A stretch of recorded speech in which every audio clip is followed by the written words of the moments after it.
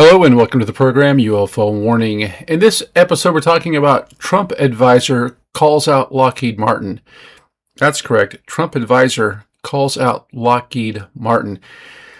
I have to tell you, the story is getting pretty wild, and it's going to get to the point where we're going to have to put some people under oath. We're going to have names named and really come up with some dates and some places where this supposed UFO craft or crafts and possible alien bodies are located, if at all, because we have another situation here where a Trump advisor, actually somebody I believe was on the payroll of the government, is coming out and saying that an unnamed person high up in Lockheed Martin has assured him that yes, indeed, they do have alien spacecraft. This is serious. We could just say, well, this is another one of these guys jumping on the bandwagon trying to ride the UFO train, and that could be, but if it is, we need to find out.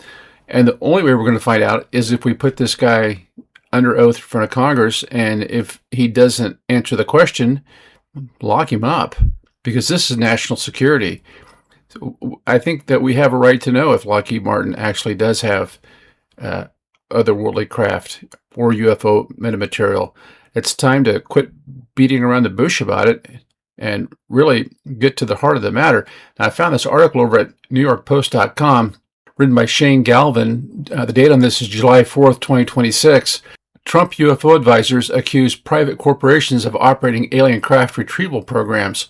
Well, we know they've been involved with the UFO stuff for a long time, part of this, what I would consider the deep state network. Lawmakers and Trump UFO advisors are naming the private corporations who allegedly operate alien craft retrieval programs as they try to drag the government contractors into the administration's disclosure push. Avi Loeb, the leader of Trump's UAP Science Advisory Council, shockingly revealed on Congressman Eric Brolson's Republican of Missouri podcast, Fresh Freedom, that an executive of the $137 billion military contractor, Lockheed Martin, claimed the company operated a crashed UFO retrieval program. We probably remember Avi Loeb. He was involved with that object, whatever it was, that crashed into the ocean down there near Papua New Guinea. Went down there with Charles Hoskinson, creator of the Cardano cryptocurrency, and they found those little nodules. Remember him? He's a professor at Harvard. He's been in the news a lot. Somewhat of a polarizing character, I would say. But now he's working as an advisor to President Trump on UFOs. And he's coming out on Eric Brolson's podcast. He's a U.S. representative from Missouri, a U.S. congressman, and saying, hey, I was told by this unnamed person from Lockheed Martin that they do in fact have a UFO recovered ship, and they got a whole project around this stuff. If you're going to say that, my advice is be prepared to tell us who it was. Now it goes on, it says, Loeb claims retrieved tech would be enough to prove humans are not the only intelligent beings on Earth, and believes private corporations are ready to participate in the Trump administration's disclosure effort. If such materials exist, we would love to analyze them. With just a gram of material, we will be able to determine if it originated outside the solar system, Loeb told the Post. Historically, the U.S. government and its contractors were not willing to engage with leading scientists. President Trump's directive to disclose UAP data that does not compromise national security changes the narrative, leading to a mindset of cooperation, said Loeb. Well, could it also be that maybe certain members of government are starting to recognize how dangerous it is to have private companies in possession of this stuff without any kind of government oversight? Former Advanced Aerospace Threat Identification Program member Hal Puthoff suggested on the same podcast that Lockheed was ready to transfer materials to ATIP between 2008 and 2012, but that plan was killed by the CIA's Directorate of Science and Technology. That's certainly interesting. Just for information, I looked this up on Google. It says that Stephanie O'Sullivan was in charge of this department from 2005 to 2011. She served as the Director of Science and Technology during the first half of this period, steering the Directorate through major counterterrorism tech initiatives. She left the role in early 2011 after being nominated and confirmed as the Principal Deputy Director of National Intelligence. That's PDDNI. And oh boy, isn't this sweet. So I asked him, where's Stephanie O'Sullivan now? Remember, this is a person that's supposed to turn over this information or whatever, but says, no, we're not going to do it. Following her retirement from Federal Intelligence Services in January 2017, Stephanie O'Sullivan works as a corporate board member and strategic consultant at the intersection of technology and national security. Now, it's got a picture of her. She looks like she's fairly old, maybe, probably in her 70s. I don't know. She's gray-haired. She primarily serves across the private sector, nonprofit institutions, and academic advisory groups. Now check out where she works for. Hill Huntington Ingalls Institute. It's called HIL, Huntington Ingalls Institute. She serves on the board of directors for HIL, a major U.S. military shipbuilding and defense technology provider. In-Q-Tel. Remember, we talked about In-Q-Tel here before. That's the CIA company, not a conspiracy theory, where they buy up emerging technology and keep it from us and monopolize it for themselves. She sits on the board of trustees for In-Q-Tel, the American not-for-profit venture capital firm that invests in high-tech companies to keep the Central Intelligence Agency and other intelligence agencies equipped with cutting-edge technology. Isn't that nice? Out there buying up all the cool new tech so we can't have it. Accenture Federal Services. She is a member of the board of managers for Accenture's federal arm, offering guidance on federal technology and infrastructure. There's your revolving door, in one and out the other. The Aerospace Corporation. She brings strategic oversight as a member of the Aerospace Corporation's Board of Trustees, a federally funded research center dedicated to space mission. Peyton and Hawkeye 360. She serves as an advisory board member and advisor emeritus for defense intelligence controls like Peraton and space-based analytics firm Hawkeye 360. Academic and government consulting. Georgetown University. She has engaged with academia as an adjunct faculty member and distinguished fellow Georgetown's Center for Security and Emergency Technology, focusing on the impacts of AI and advanced tech on national security. Intelligence and defense advising. She actively supports study activities and independent advisory panels for the Department of Defense, the CIA, the Office of Director of National Intelligence. She was also elected as a member of the prestigious National Academy of Engineering in 2019. These people aren't doing these jobs for free. It says her net worth is estimated between $2 million and $7 million. I find that hard to believe. I think it'd be a lot more than that. It says her total annual earnings from her post-government corporate boards and advisory roles are estimated between $400,000 and $600,000 per year. $600,000 a year. To, I guess, basically tell you no, you can't have this. Then it goes on, it says, Lou Elizondo, who had a leadership role in AATIP, similarly claimed in congressional testimony that a craft of unknown origin was being held in Lockheed labs and was set to be transferred to the Navy's Pax River facility in Maryland. Well, you know how I feel about Lou. I just got lots and lots of questions. I mean, I do believe I heard him in an interview say that he has to go back to the DOD and take a polygraph test on a regular basis to make sure he hasn't released any information. To me, it's these jobs are kind of like a gang, blood in, blood out. I just don't see these guys ever being completely out of the loop. Specifically, the Pax River hangar was designed to facilitate the transfer of future materials via air and river. The hangar was purpose-built to meet the requirements of a special access program facility and was capable of accommodating materials at any classification level, Elizondo said, adding the hangar had $10 million in funding. The only thing I would say here is if Lou is telling me something, I either first assume that it's intentional misdirection or secondly that it's incompetence. I can't help but remember the last couple times he came out with these big reveals on UFO photographs, and one of them ended up being a reflection of a chandelier in a mirror, and the other was literally an irrigation circle. Now, I think if you've ever flown in an airplane in the western U.S., the first time you're in an airplane, like me as a very young person, you probably looked down and saw those green circles in the desert and thought, wow, that's really interesting. I wonder what those are. Well, it took about 5 minutes to find out that they were irrigation circles. Irrigation spigot goes around in a circle, waters the crops. Usually, a lot of times, it's alfalfa hay they grow for horses. I guess the Saudis own a bunch of them down in Arizona. End of the story. Anyway, remember Lou took a picture of one of those and claimed it was a giant flying saucer. So his credibility, in my estimation, is near zero, and that's not just because he blocked me years ago. Seems to be very thin-skinned, in my opinion. Burleson, on his tour of government facilities rumored to be housing UFOs, visited Pax River earlier this year. I was able to see facilities that explain some of the stories that I've heard, Burleson occasionally said on the Weaponized podcast in March.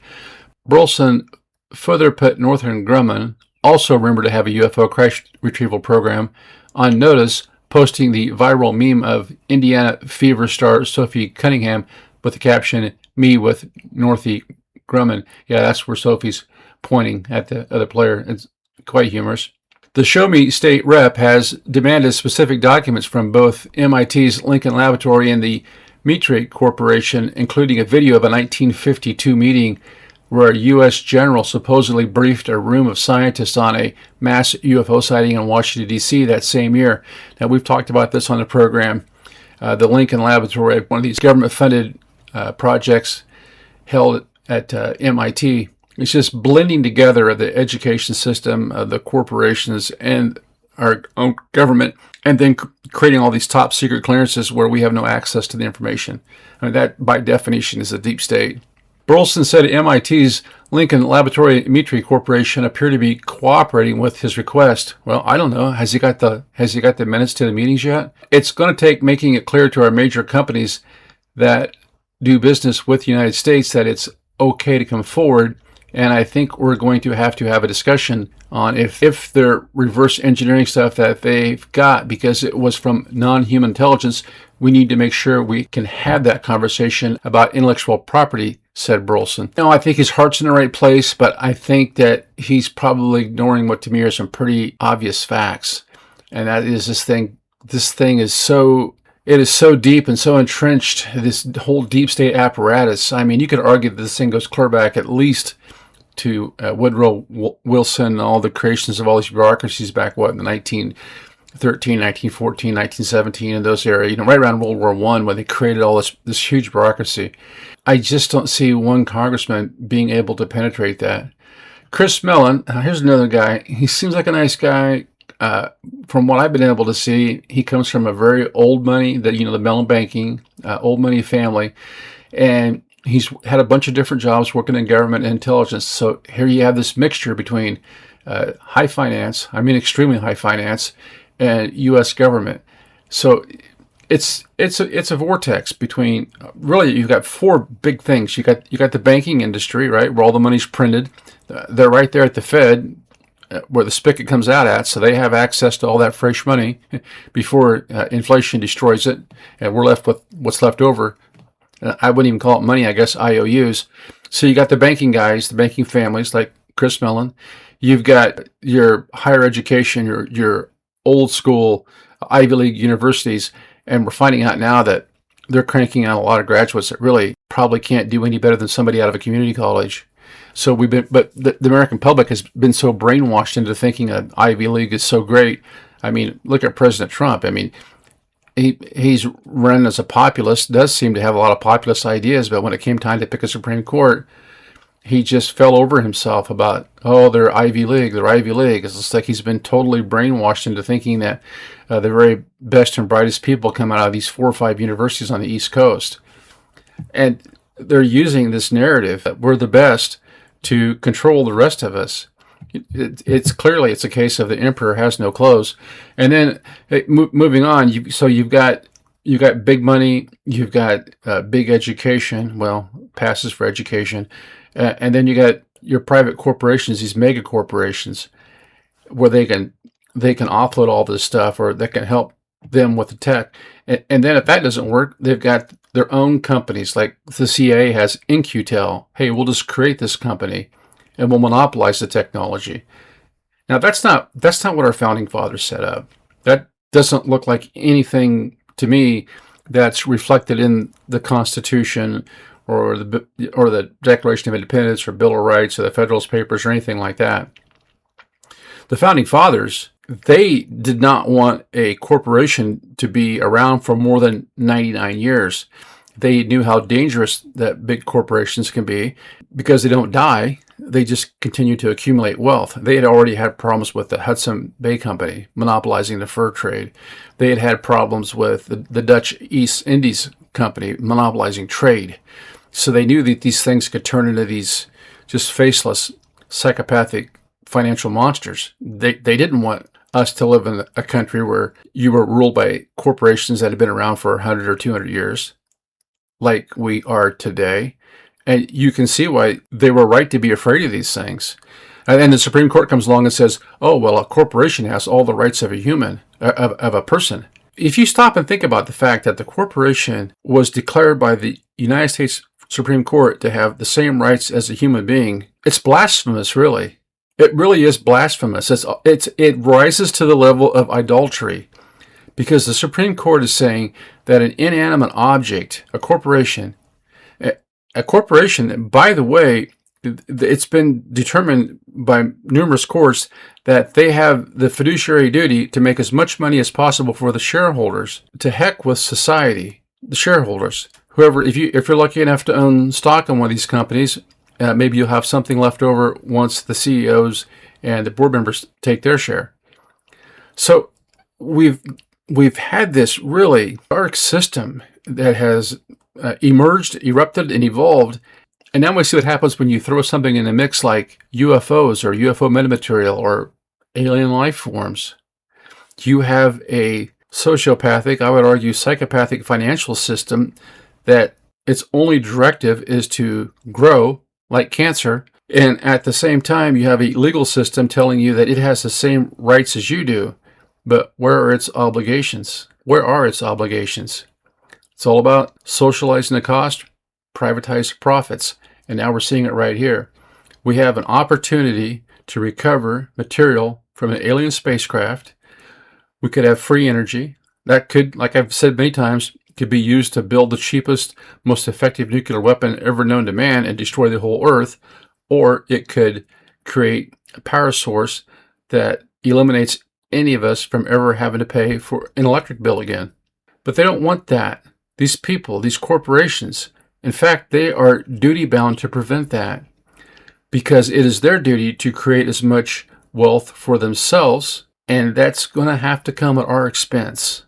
Do you see the dynamic has been set up here?